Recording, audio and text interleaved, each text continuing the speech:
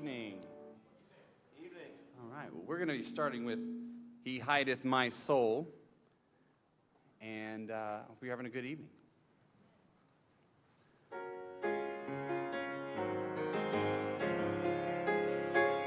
A wonderful Savior is Jesus, my Lord, a wonderful Savior to me.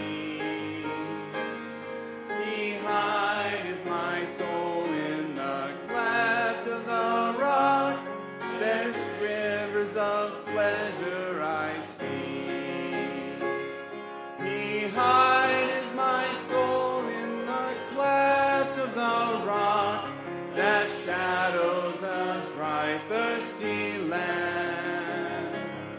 He hideth my life in the depths of his love, and covers me there with his hand, and covers me there with his hand. What numberless blessings each moment he crowns, and fills with his blessings divine.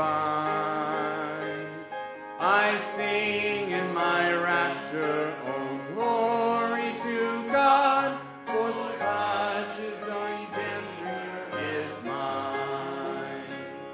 He hideth my soul in the cleft of the rock, that shadows a dry, thirsty land. He hideth my life in the depths of his love, and covers me there with his hand, and covers me there with his hand. When clothed in his brightness transported I rise, to meet him in clouds of the sky. His perfect salvation, his wonderful love, I'll shout with the millions on high. He hideth my soul in the cleft of the rock, that shadows a dry, thirsty land. He hideth my life in the depths of his love, and covers me there with his hand, and covers me there with his hand. All right, Rock of Ages. Be a little more stable than I am tonight, maybe.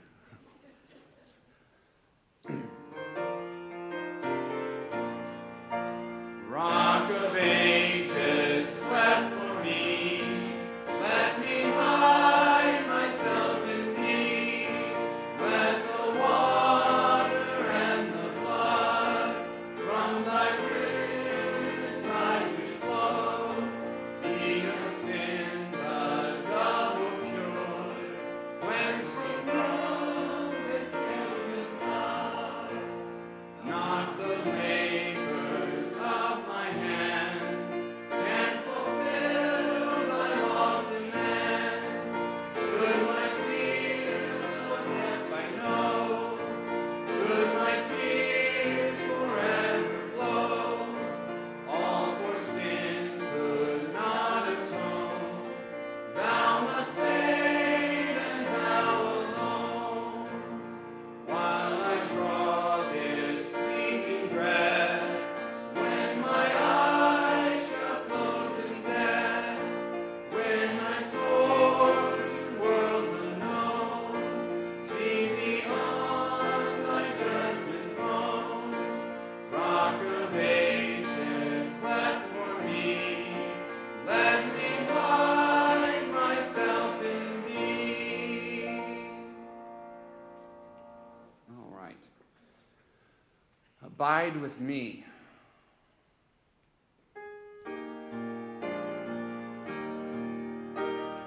Abide with me, fast falls the eventide.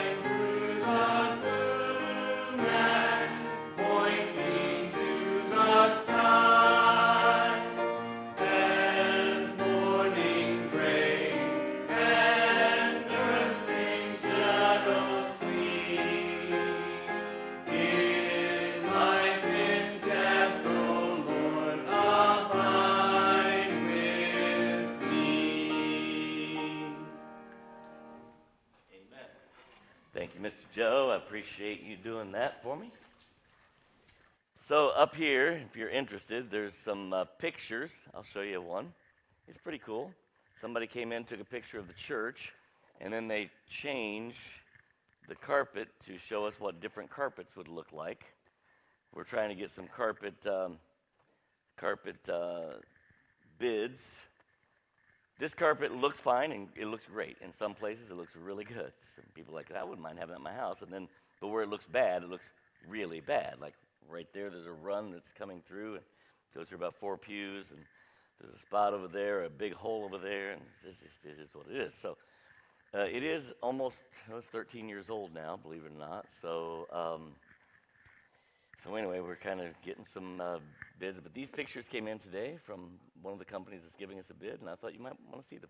And there's some carpet tiles laying up here, so if you come up here, don't trip on the carpet tiles. Please, just don't trip on the carpet tiles, all right? That enough said. Okay, let's see what we have in the way of prayer requests.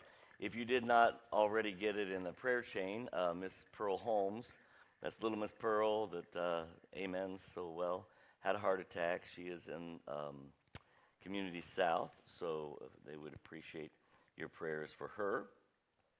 Miss Cheryl Brewer is at St. Francis. Over the weekend, she fell at some point, or no one knows. She doesn't remember, so they found her on the floor. She had dehydrated somewhat. She's getting her memory back and stuff, so I fully expect she'll go home pretty soon, but just pray for Miss Cheryl as she beginning to just need more help, so pray for her. Those of you who have suburban ties, Tex Gilbert passed away. His funeral will be tomorrow. The Littletons have been caring for him, so the funeral is, anybody remember? I know, 11 o'clock? 10:30 and 11:30, so tomorrow at Suburban. So for Gilberts, pray for that family there, and for Lisa and Jeff. They're doing well, by the way. We haven't seen them in a long time, but their health is neither one really good, especially Jeff's, and and Lisa cares for several elderly people, so they've just on purpose kind of tried to stay out of the public eye, so to speak. The missionary that was staying here, one of our missionaries, Josh Perkins, if you remember, his son was sick.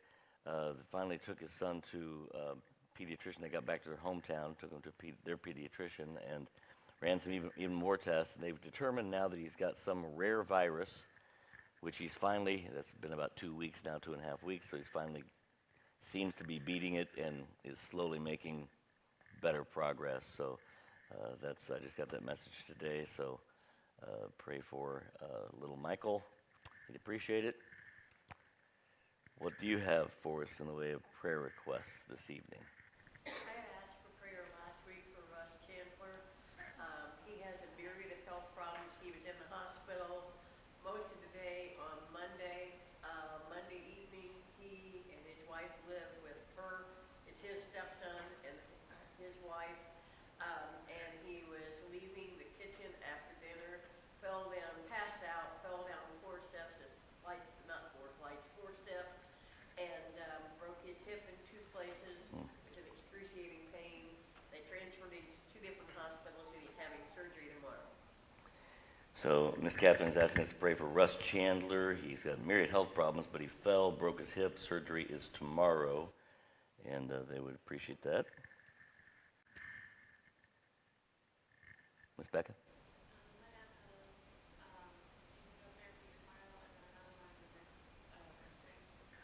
Okay, so Miss Becca's dad is having immunotherapy tomorrow and next Thursday. He's been battling cancer, so pray for him. John Coy had asked us to pray for 2 silent requests for him personally. Tim? I meant to call Brother Slobodian today. Forgot about that. But the situation in eastern Ukraine, Russia, that whole situation, I don't know what kind of impact that's going to have on our brothers and sisters over there. But we probably need to pray for them. the Slobodians and Beam Baptist International Evangelistic Missions, that was it, have had a presence in the Ukraine for decades now. I don't know how long. So they've got good established works over there. So what Tim's pointing out is that we don't know what the current situation is going to, how it's going to impact them, where exactly things all are. So now, obviously, some of them are being annexed into Russia, and so just pray for our missionaries over in that area. We have, there's missionaries in Russia, missionaries in Ukraine, and all of those. Most of us probably believe that, don't probably believe it. Putin has said that he would like to be able to regather, the lost sheep from the USSR. So it's going to be more than just Ukraine, ultimately, if he has his way. So just pray for that whole situation. And the Slobodians in particular, Miss Brenda? Dakota's unit that he's in, Mm-hmm. has been deployed as of yesterday. To, Can't say. okay. Pardon? They sent it to Poland because that's closest to Ukraine, but Dakota didn't go because they only got 5 months, and they said, we're not gonna send you. Okay. All right. So Dakota's unit got deployed yesterday. Dakota did not go, but pray for, so we're sending troops that direction. So interesting thing was not supposed to be happening, Brother Chuck. Chief, my friend Terry Long, his wife Cheryl, he has ALS. He went this week to get a consultation. They're going to put a feeding tube in. He's not quite there yet, but the ALS is affecting his lungs. They're afraid if they don't do it now, they will not be able to sedate him properly to do it later. So they're going to go ahead and put the feeding tube in the next few days. Terry Long with ALS. He does know the Lord. He does know the Lord, and his lungs are struggling, and they're discussing feeding tube options at some point. A friend of my family, her name is Karen, also is battling ALS, and she's losing that battle quickly, so we'd appreciate your prayers there. Brian? Pray for my in-laws, Don and Karen Herman. They're traveling to Arizona by car. It's a long trip. Ooh. Yep. From Here. from here? Okay. Don and Karen Herman are traveling by car. And uncle. Okay, by car to Arizona. So that is a long trip, that's for sure. So pray for them. Devin? I also have a trip to Virginia, there and back, Thursday through Saturday. Okay. So pray for Devin as he's traveling to Virginia, Thursday through Saturday.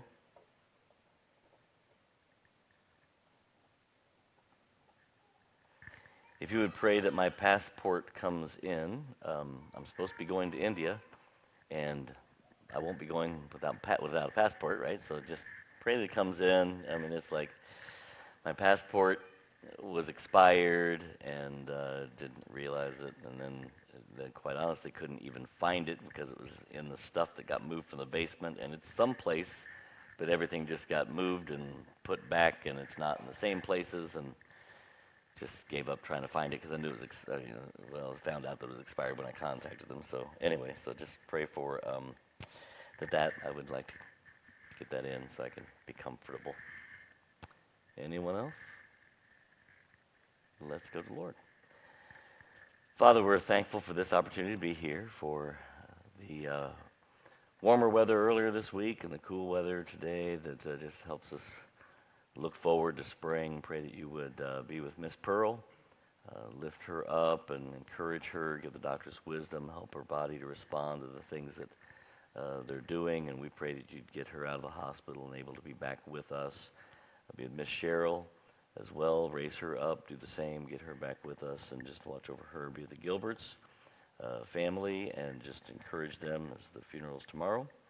For Russ Chandler, that you would help his hip surgery to go well, and that it would heal quickly, and he'd be able to get back and deal with all the other health issues that he's struggling with. Just help him to get through all these things. With Miss Becca's dad, as he's got these procedures coming up tomorrow and next Thursday, that you just help those to do what they need to do, be it Brother John Coy and his silent request, meet those needs in a very special way. We bring the Slobodians and all of the missionaries that are over in the area of Russia and the Ukraine and that are being impacted by the global things that are taking place, that you would just watch over them. May your gospel shine forth, and may it be an opportunity for the gospel to be shared. And with those soldiers that are being deployed from here, that you would just put a hedge of protection about them and bring them back to us safely. We ask that you would be with Terry Long as he's battling ALS, that you'd just give him wisdom and patience as he faces these things. We thank you for his salvation and ask that you would just be with his family. Give the doctors wisdom as they try to deal with his lungs and the feeding tube. Be with Miss Karen and help her as well, as she seems to be losing this battle right now, that you would just watch over her and her family as they have decisions to make. Be with Don and Karen as they're taking off to Arizona. Give them traveling mercies, and may the funeral that they're attending, may they have an opportunity to just shine there and just give them traveling mercies. Be with Devin as he travels Thursday to Saturday. Watch over his travels. Pray that my passport would come in a timely manner, that I wouldn't have to put that in my worry cart. And just pray that you would be with our teenagers, be with the college and singles groups as they're meeting, be with the Awana group, and just help each of those groups to be used and bring glory and honor to your name, to encourage and uplift. Ask you would help us here together tonight, help us to grow in your grace and to be challenged by your truth, and we'll thank and praise you for all that you do. In Jesus' name we pray. Amen. Okay, so, also, if you would remember to pray for gardeners and Joshua Zacharias for possible support. We'll be dealing with those things as well. Budgets are out there. If you didn't already see those, get a copy of the budget, ask questions, do what you want. We're change the format a little bit, so we'll kind of deal with that for you. So here we are. We're going to continue our study of worldviews, right? This is our worldview study. Now, we got last week into sociology, and if you did not already pick this up, this, to me, is the big one, right? This is the one that we have got to nail our worldview down. We've got to figure this out. What is our worldview? Who was telling me about the sign that they saw? John, was that you? Okay, so there's a sign. Tell us about it, John. Chicago over the weekend, there was a billboard that said worldview, but the O was dropped. It had the logo of University of Illinois Chicago. It said worldview, let us take care of that. Okay, so the University of Chicago says worldview, tagline, let us take care of that. And that is a dangerous concept, right? So it really is just that becomes the big challenge. So we're looking at worldview. Whether you know this or not, other people understand worldview. And so we're looking at sociology in particular. Let me kind of work ourselves through this real quickly. I guess it helps if you turn it on, sorry. Give it a chance to connect, and then there we go. Okay, so we're looking at 6 worldviews. You remember those things. I'm not going to keep going through all of this because we didn't get through sociology last week. It is a study of the development, structure, and function of human society. Society is how we live, right? How we kind of interact with one another. So it's companion with others, the study of. And so it's that concept. We looked at these things last week, the social institutions, family and school. We looked at as, just kind of how how worldview is impacting the family in the United States of America and how it's impacting our schools in the United States of America. We didn't bring this up last week, but God established 3 institutions. What are they? I just gave you one, the family. What's the government and the church, right? Three institutions God established. I am a believer. This has nothing to do with this. It's just me putting a little aside in here. I'm a believer that God established a family with the idea that his people would be actively involved in the institution of the home, right? That God established a church with the idea that his people would be actively involved in the institution of the church. And I believe that God established the state, the government, with the idea that his people would be actively involved in the government. And for whatever reason, there's a big disconnect in among Christianity right there. I mean, there are people, probably people in our church, who are like, I'm not gonna vote. My vote doesn't make a difference. I'm not gonna get involved. I'm not. And how, it makes no sense to me if we're taking a biblical worldview, right? If we have a biblical worldview, then we need to. Do you need some ibuprofen? Do you need some ibuprofen? Yes. I mean, I've got some in my office if you need some. I saw you twisting trying to get that back to snap. I don't know what that makes me. Pastor Brett, if you're around that he'll just twist and you hear it. Then he goes the other direction. I'm like, oh, that just kills me when he does that. And then I hate,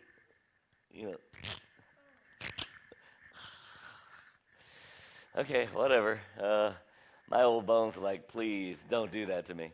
But anyway, so that's the idea. We're trying to get this sociology worldview concept. So then we talked about the social psychology, which really where we made the big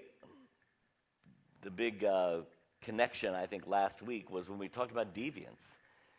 What is considered deviant behavior is determined, quite honestly, by your worldview, right? If your worldview is biblical, then outside of marriage, every intimate behavior is deviant from the biblical worldview, right? Now, it may not be deviant like we think of, like they should go to prison for it, deviant, but it's still outside of the biblical norm and the biblical realm. And so, but anyway, we went through all of those things where we find race and ethnicity involved in their gender. We talked about that last week. So that was last week. Now we got 2 more of these slides to get through, and I'm going to try to get through these today. This one is huge. This is a big one. So social change, right? And as we're going through social change, I want you to be thinking about what is happening in America and how it's being pushed. Now, we've got the worldviews up at the top, so you can kind of remember those things, right? A biblical worldview, the Bible is the basis for our decision-making, for what we believe. Islamic worldview, it's what we intended. It's the end justifies the means, that kind of, as long as I'm meant to do good, it's going to be okay. Secular humanism is, where man is at the top of the food chain and whatever man decides, whatever. And some of these have overlap, as you can tell. Marxism is let's make everybody equal, which is not even possible from what they're wanting to do with it, because somebody has to be in charge to make it happen, which makes somebody unequal immediately, right? And so it just doesn't work. New Age, as long as it makes me feel good, then it's okay, and then postmodern, as long as it makes sense to me. And so they do overlap a little bit. When we get to social change, it refers to any alteration in how society is organized. So let's go back to the founding days of our country. How is our society organized? What was the basis of our society when the Constitution was written in, what was it, 1758? 1788, 88, something like that. Right after, shortly after, 1776 when we became, and it took a while to actually put the Constitution together and finalize it. So anyway, whatever it was. So there's the Constitution. What was the basis of society at that moment? We were colonies. There was respect for the Bible. Okay, there was a respect for the Bible. The family was the foundation, etc. And all that shows up in our Constitution, right? All of that shows up in our Constitution, which, by the way, is why I say again and again, because it's true, we're a Christian nation. We are not a Christian nation because we're a nation full of Christians. We're not. I doubt we have even a majority at this point. We're not a nation full of Christians. But our laws have as their foundation this Judeo-Christian ethic, this Bible foundation, this Bible understanding, and it's written into our law. Which is why, by the way, there are many politicians in Washington, D.C. today battling the Constitution because they hate the idea that our laws have biblical foundation. And so they don't like the Constitution. They want to rewrite it or get rid of it or call it, I like this, it's a fluid document, right? Meaning as society changes, the Constitution changes. It's not true. The Constitution is law. It's law. And so, by the way, I would also go to Iran and say that Iran is an Islamic nation. Not because it's full of Muslims. The truth is there are Christians in Iran, right? But it's Islamic because their laws have as their foundation the Muslim ethic, the Quran and the intent concept. It's written into their law. And so, that's what makes us a Christian nation. So when we think about this in terms of America, social change refers to any alteration in how society is organized. So we've watched from the beginning of our nation to where we are now, we've watched a constant transition of the way our society looks because we've had this on purpose way of changing it. And you'll see that as we get to, so here's factors that influence this. The physical environment. Here's just a reality. If you live in Minnesota, you live differently than if you live in Florida, right? In Florida, you might not own a winter coat. In Minnesota, you might not own a pair of shorts. You understand? I mean, you live differently by just the fact that your physical environment is different. If you live in the mountains, I remember when we took our teenagers to the wilds of the Rockies. Your kids went with us. Anybody else's kids go with us? Your kids. So you guys all had kids that went with us to the wilds of the Rockies. And, it's literally just a hop, skip, and a jump, so to speak, from Denver. Well, Denver is the mile-high city. So guess what we are not in Indianapolis? We're not a mile high. I'm not sure. I think we're, 3,000, we're about 1,000 feet above 600 feet, maybe above sea level. We're pretty flat. And then, wow, and you know what we noticed? On Monday when we arrived, we would walk from the dining hall to where we would have the service, and we couldn't breathe. Like, the air was so thin, we couldn't get oxygen. But what happened was, we got used to it. Each day was, okay, a little better, a little bit. We came back to Indianapolis, and for the next 2 days, we got so much oxygen with every breath, we couldn't hardly sleep. It was like breathing in raw energy. So, whoa, this is incredible. I mean, I'm not kidding. You literally noticed it because our environment changes the way we behave, right? I want you to stop and think about this. Why is the government of the United States of America pushing climate change? What is the only benefit that the government can get from America adopting climate change concepts? How does it make a better government if I drive an electric car? How does it make a better government if I use paper over plastic? How does it make a better government if we don't have plastic straws anymore? This is all about control, right? I want you to stop and think about this. So now let's go up to the worldviews and tell me, which of those worldviews benefits from climate change? Marxism. Let's make everyone equal, right? It's about equality. No, I'm sorry, I know you might like having a plastic straw, but everyone deserves a paper straw. And I know that you might like, and we're going to make everybody have an electric car so that nobody can go anywhere.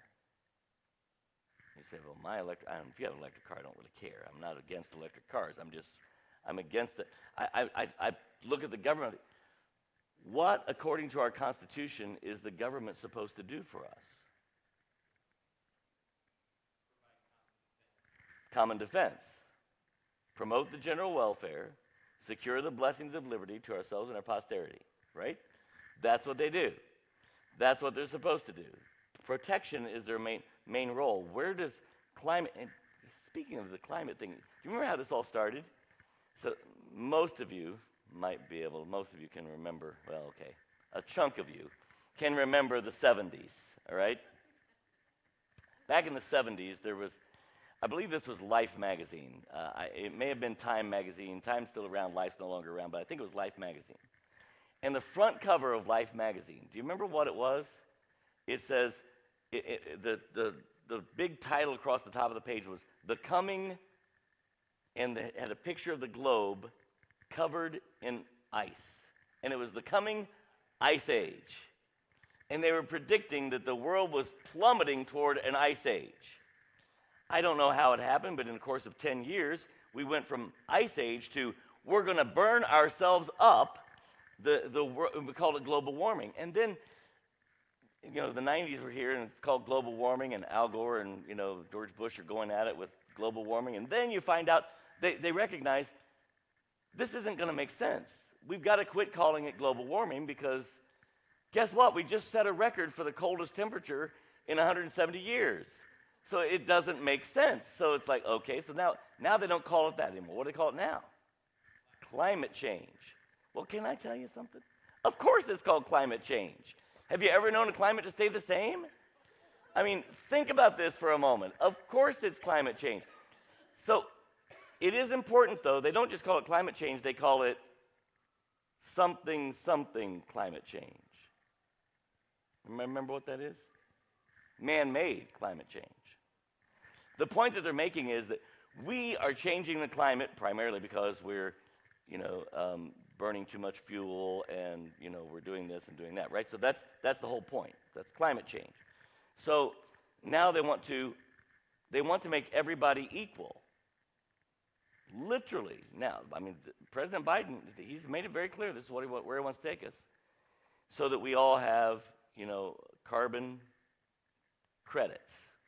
And once you've used up your credit, it's like your ration card from World War II. I wasn't around during World War II, but you couldn't buy sugar all the time. You were limited. You had a ration ticket, and you could buy that much sugar. And when you've used your ticket, you got to wait until the next ration ticket comes available, and you just have to make do. And that's what these carbon credits are, right? Which really works. It's a wonderful idea, right? Except that who are the biggest people burning carbon is people in their private jets, like Al Gore, and every politician you can think of. They're in their private jets, flying all over the place. So they want to make everybody equal except the few, right? And I ask this question: what benefit? How does the government benefit from pushing us toward climate change mentality?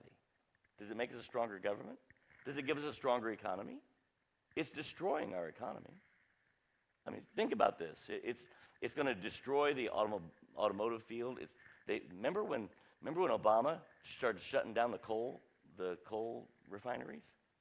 He was shutting them down. It's not making a stronger economy. It's making everybody weaker. And because their idea is that man is changing the climate with what we're doing. And I'm not saying that we can't, in minuscule ways, change the climate, but can I ask you a question? What were we burning that caused the first ice age? And what were we burning that ended the first ice age? What did man do to change the climate then? Nothing. Do you understand? Because it's not man-made. Randy Ellis, the meteorologist, Yep. said on Moody about a year ago, he said that climate change was a bunch of hooey. He said the weather cycles in 30-year patterns. Yeah, the weather changes. It does. It changes all the time, right? Historically, have you ever done a world history study? There are areas that didn't used to be deserts and now they're deserts, or areas that used to be deserts and now they're farm fields. Around the globe, climate does that. It's been doing it forever. Well, forever since creation, right? And so, again, I just asked the question: what worldview is bringing a government to say we're going to push climate change? How does the government benefit from climate change? Well, let's go on to the next one. Look at the next one. Population changes. It's a big deal, right? By the way, not every population change is bad. The year 1620, the Pilgrims came over. Population change, right? There wasn't a country then. There was just a land. People lived on it. But the Pilgrims came. Before you know it, there were more, and then there were more. And population changes, immigration, migration changed all these things. And so it changed, and we might say it changed for the better. That's fine. I mean, I'm not against migration. I'm not against immigration. But when you look at the policies of a government, we weren't a nation then. Now we are a nation. How does letting 250,000 immigrants coming across the Mexican border make us a stronger nation? 250,000. By the way, I would like to say that's a year. That was last summer. 250,000. It's crazy. Well, so you ask yourself, what's the worldview of a government that says let's encourage this kind of behavior? How does a government uphold its constitutional what's the word I'm looking for? They're given a task. What's that word? Directive. Thank you. Their constitutional directive to protect America and then adopt an open border policy. That doesn't work, right? It doesn't. Unless, of course, their worldview is uniquely different from what the basis of the Constitution is. And when their worldview is, perhaps Marxism, then it changes everything. You see how this is happening, how this works? Go on, look at the next one. Isolation and contact. Think about this. If you want to change people's behavior, isolate them and control who and how they make contact with the outside world. You want to change a society's behavior? Do you see how fast this can happen? Because look at how quickly our society changed in just 2 years. We are a different society than we were 2 years ago. Our behavior as a church is different. We're still running 2 services. Our behavior as a church is different. We still have people that don't come and watching on TV. Our behavior as a church is different. We used to shake hands at every service, right? We'd have a handshaking time. Let's go shake hands, introduce yourself, We don't. Our behavior changed. And we're just one little microcosm of this. So if you want to bring about social behavior, we do this with our kids, right? If we want to change the way our kids are behaving in the society that they're in, at school, at play, in the backyard, whatever it is, we give them a time out. Isolation and contact. We do this on purpose. So when a government does this, you have to ask yourself, what's the goal of the government in doing it? What is the government trying to accomplish? And it is social change. Right? That's ultimately it. Now, what that social change looks like, I don't know. I would be a little more confident if they had embraced the ideals and ideology found in the Constitution. And they were, but can I just be a cynic for a moment? I do not believe that there are more than just maybe a smattering handful of people in Washington, D.C. that cared one hoot whether or not I got sick or not. They're not doing this because they care about John Ray and we got to keep him from getting sick. Let's isolate and control contact. I don't see that in the character of my politicians. So if they're not really looking out for my better health, what are they looking out for? What's their goal? Control, take our liberties away. Which of those worldviews benefits the most by the last 2 years' concept of isolation and contact? Marxism. Let's make everybody equal. Everybody but the special ones, right? I mean, what state in our nation has gone more ballistic than California? I mean, maybe New York and California are battling it, but California's gone ballistic. And if you're the government of California and you're the one that's making all that stuff happen, it's okay for you to go without a mask and go wherever you want. And he's proven that he's a hypocrite and a jerk, and that's what he does. So you want me to think that he cares about the health of Californians? Is it about health? So there's equality, but there's not equality for everybody, right? I think there's a great degree of Islamic intent as well, because our hypocrisy is okay because we intend to keep people safe. Yep, if our intent, right, is right, we can, well, you know, yeah. It's okay as long, I can do whatever I want, but I'm just keeping Tim safe. As long as I'm keeping Tim safe, then I can do whatever I want. But yeah, okay, there's hypocrisy there. Okay? So then we get down to technology, all right?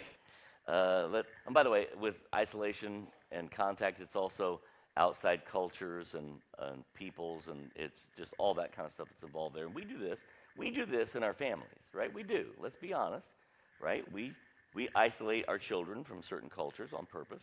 We don't want them to be tainted by that culture, and so we do that on purpose. I'm not suggesting that this is always sinister, but I am suggesting that as a parent, I have a dog in the hunt. My government, trying to find out what my government benefits from, how this benefits my government, totally different, right? That's a big difference. Then we get to technology. Cars, airplanes. So let me ask you a question. Do you think the government uses your car? Now, unless you're just the cynic like your pastor, and I don't trust any of them. I'm just being honest. I don't trust them any further than I can throw them. I don't even think I trust them that much. I don't trust them. But, you know, cars are now equipped with chips, and it's wonderful features, right? You can push a button and talk to a satellite and get help immediately. And in fact, whenever you do that, you push North Star, and in fact, it's even worse. There's a commercial out there. You just are in a wreck, and North Star starts talking to you. We see you've been in a wreck. We've already located you. An ambulance is on the way. What's the matter with that, Pastor? That's wonderful. It is. It is wonderful. I have no problems with it. But we're talking about now the government that isolates us, that pushes population change, and in environmental issues, having access to that. They already will ticket you if you run a red light. You don't have to do anything. I mean, they'll never stop you anymore. They're going to mail you a ticket. And Canada has proven to us that eventually they'll just simply take it out of your account automatically, because Canada just this last week for those truckers said, we're done. We've now took control of all your bank accounts. You're either going to get in line and do what we've commanded you to do, or you can't access your money to the truckers. Oh, and by the way, not just the truckers, but anyone who went through Facebook and gave support. They had $10 million plus come in through Facebook before Facebook shut them down. And the Canadian government monitored that and shut down the bank accounts of every Canadian person that gave money to the truckers. We don't think that our government's going to do this? We don't think that our government would actually track our cars? I mean, you know, think this through for a moment. You know, it won't be long before, you know, the government will slow your car down for you if they think you're going too fast. They already have the ability, right? Your car, we rented a car some time ago back. I don't remember where we were going. When we went to Tennessee. And and if you drifted into the other lane, it corrected your steering for you. It was freaky the first couple. I'm like, what's going on? You know, what's going on? And you know, now it wouldn't do it if you turn on your turn signal. So it was a reminder to me that I'm not always good about turning on my turn signal before I go to switch lanes. But there's nobody behind me. I'm just switching lanes, right? And no, It's like you have to fight the car. It's already got the capability, right? Well, how's that happening? It's happening via satellite. Who put the satellite up there? Do you have your own personal satellite floating around up there someplace? Whose satellite is it? Think about this for a moment. Time, unwittingly and little. It's tiny chunks of convenient. Time over a period, a long period of years, when people are just now I mean, waking up. let's be honest. This is convenient. Wouldn't you, like you're going to that trip to Arizona. Who's going to Arizona? Your in-laws going to Arizona. Wouldn't it be nice? You get in your car, you punch in, go to Arizona, and then you play Monopoly for 2 days while you go to Arizona. You know, I mean, wow. How much fun would that be? You know, I mean, the car just drives you there. And you did. But it's still coming, right? They're out there. They're out there. The ability for a car to drive on its own is already there. We've done it. We know we can make it happen. And who controls that technology ultimately? So we talk about airplanes, TV. Let's go back to TV for a moment. Okay, so 1950s, TV hits America fully, right? And we love it because we're watching Andy Griffith and Leave It to Beaver and Father Knows Best. And it's like, this is fantastic. And we get accustomed to letting our kids watch because the programs that are on there support everything that we've been teaching them. And so what happens is we get lulled, and a generation later, our kids are watching Sesame Street and nobody else is paying attention. And guess what Sesame Street is not doing? It's not supporting what you believe. So now we've got a generation that's been raised up on Sesame Street and Barney, and whatever they want our kids to think. Because we were too busy doing something else and letting the TV babysit our kids. And so they literally, as John pointed out, it was like, the television industry said, worldview, let us take care of that. And we did. And then we were surprised when our kids started living out the worldview that they were taught, not by us. We didn't teach it. But 3 hours a day, they were being spoon-fed it.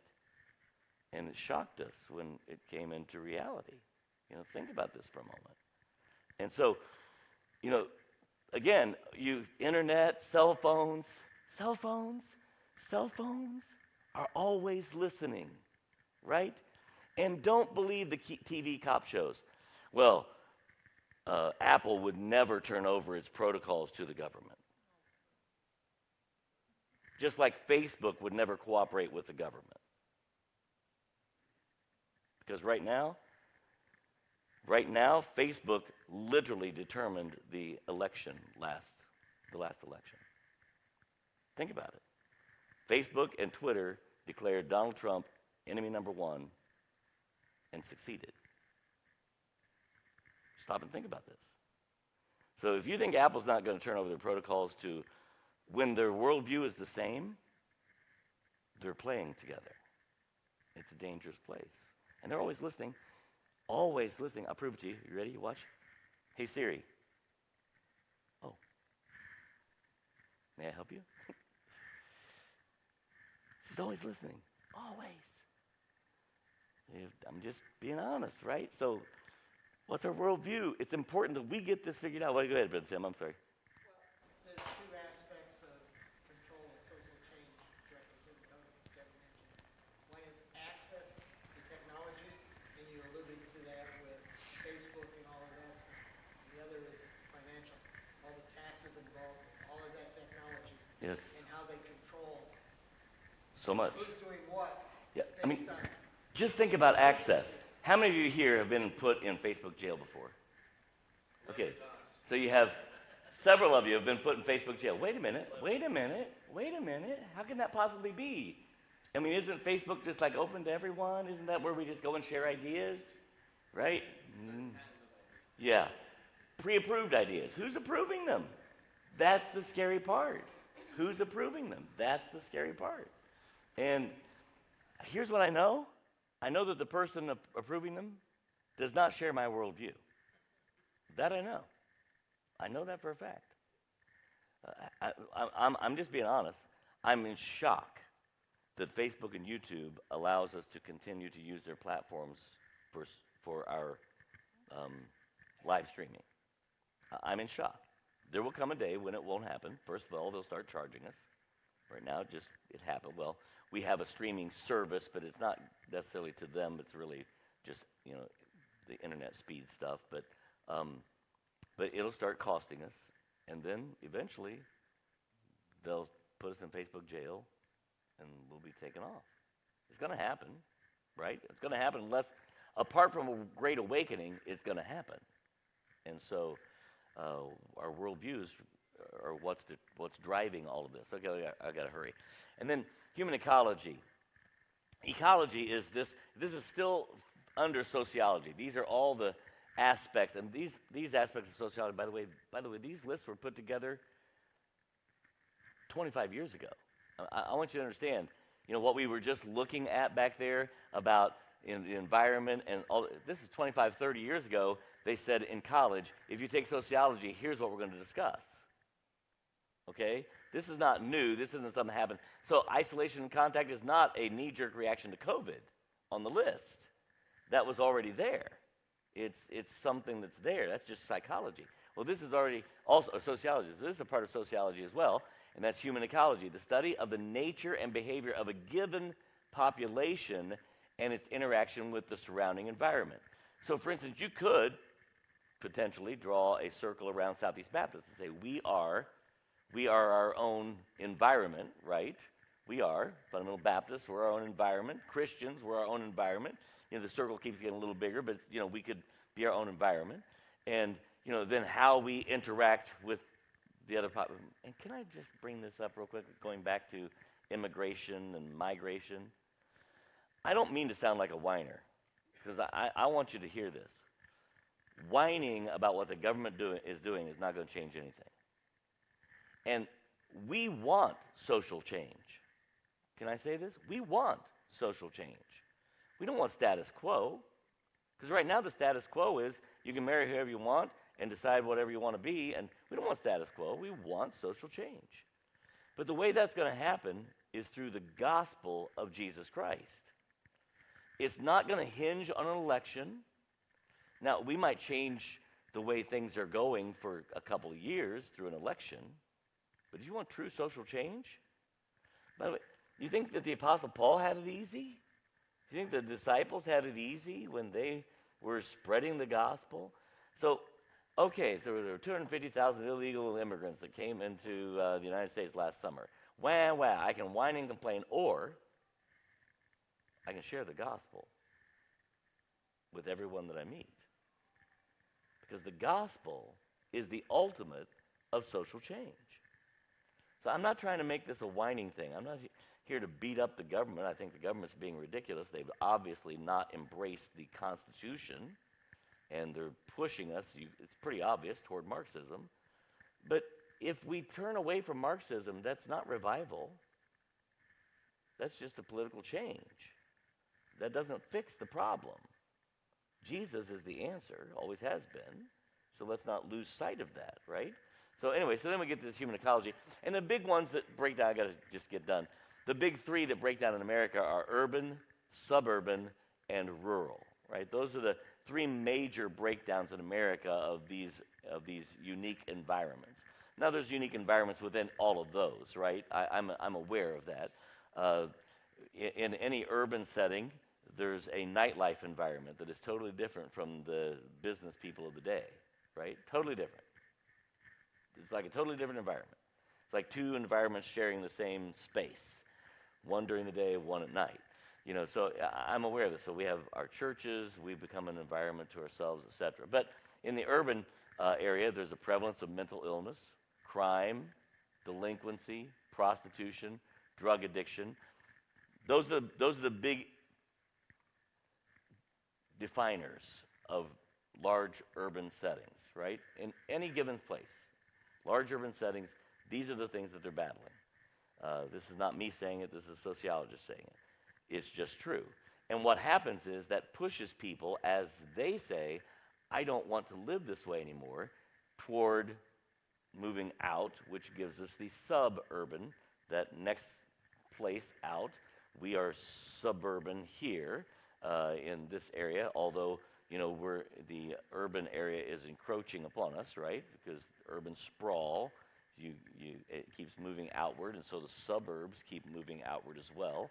So given another 20 years, Southeast Baptist will not be in the suburbs. We'll be surrounded by city 20, 30 years from now, likely. It may take longer than that because, I don't know how, especially if the economy keeps going like it is, there won't be a whole lot of growth happening there. But anyway, so those are the issues that they're facing. You get into the suburbs, and you know what their issues are? Schools, healthcare, and better roads. Those are what they're battling. What we're battling. We complain about our roads. Most of us don't complain about the idea that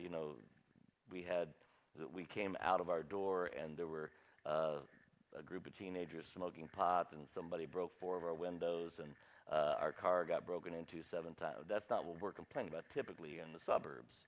That's not typical for the suburbs. Not that it never happens, it's just not typical, right? Our complaints are, man, I wish they'd fix these potholes, and then you get to the rural areas and they're like, I wish we had potholes to be fixed, because they're on gravel roads, right? I mean, so everything becomes its own layer of that environment, that ecology, and that ecology makes up its own social environment. So that's how it fits into sociology. So you go downtown, there's a totally different mindset, a different society than there are in the suburbs, than there are, when you get out in the rural areas, right? If you've ever, how many of you were raised in a rural area? You were kind of raised out in the sticks. I was raised in Avon, Indiana, but back then, Avon, Indiana was literally a 2-lane highway with a flashing yellow light. You can't, it's a 4-lane highway, and it takes you 40 minutes to drive from point A to point B. It's just all traffic. It's like the Carmel of the West Side. It's just so much traffic. I would hate it. But so when I grew up in Avon, it was rural. We were out in the sticks. We had one family of color in our school. It wasn't because we were racist and we wouldn't let them come in. It's just nobody lived out there, right? So we had one black kid in our school, Eric Butler. His dad was a veterinarian, and he was in my class, and that was it. I mean, up until I was 17, I believe I'd only met one other black person in my whole life. And that's just the way it was. Again, no one was out there with signs keeping anybody out. It's just nobody was there, and we didn't travel much, and that's where we were. We were in the rural areas.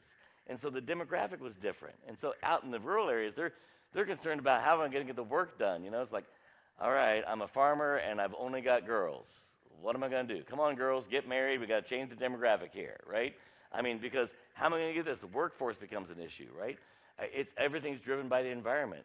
Are we going to get enough rain for the crops to come in? Are we going to get enough dry spell to be able to get the crops out of the field? Are we going to, is it going to get too cold for the cows, for the new cows that are out there? It changes your mindset. Everything's controlled by that. By your society is so environmental. It's incredible. And so you get the idea. That's what we're trying to get to. So your worldview impacts society huge. And it does make you wonder what kind of worldview we have in America today. All right? I know where the government is, no question. The government's like flashing neon signs. Follow us to Marxism. Follow us to communism. That's obvious to anybody who's rational in thinking. But where's the average American? It's probably not a biblical worldview.